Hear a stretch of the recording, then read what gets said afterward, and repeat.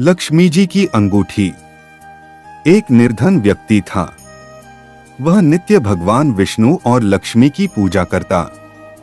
एक बार दीपावली के दिन भगवती लक्ष्मी की श्रद्धा भक्ति से पूजा अर्चना की। कहते हैं उसकी आराधना से लक्ष्मी प्रसन्न हुई। वह उसके सामने प्रकट हुई और उसे एक अंगूठी भेंट देकर अदृश्य हो गई। अंगूठी सामान्य नहीं थी। उसे पहनकर जैसे ही अगले दिन उसने धन पाने की कामना की, उसके सामने धन का ढेर लग गया। वह खुशी के मारे झूम उठा। इसी बीच उसे भूख लगी तो मन में अच्छे पकवान खाने की इच्छा हुई। कुछ ही पल में उसके सामने पकवान आ गए।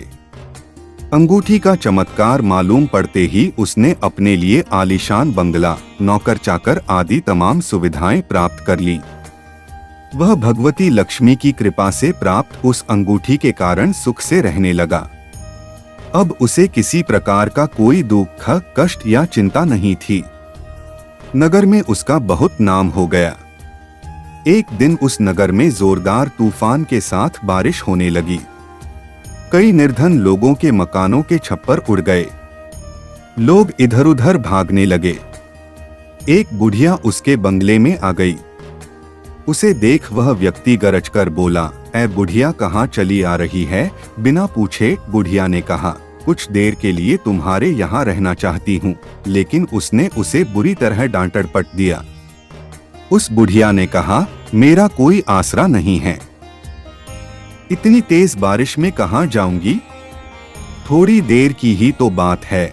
लेकिन उसकी किसी भी बात का असर उस व्यक्ति पर नहीं पड़ा। जैसे ही सेवकों ने उसे द्वार से बाहर किया, वैसे ही जोरदार बिजली कौंधी। देखते ही देखते उस व्यक्ति का मकान जलकर खाक हो गया। उसके हाथों की अंगूठी भी गायब हो गई। सारा वैभव पल भर में राख के ढेर में बदल गया।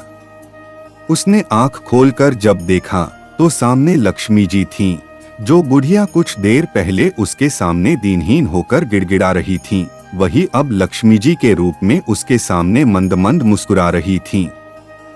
वह समझ गया उसने बुढ़िया को नहीं, साक्षात लक्ष्मी जी को घर से निकाल दिया था। वह भगवती के चरणों में गिर पड़ा। देवी बोली, तुम इस योग्य नहीं हो। जहाँ निर्धनों का सम्मान नहीं होता, मैं वहाँ निवास नहीं कर सकती। यह कहकर लक्ष्मी जी उसकी आंखों से ओझल हो गईं।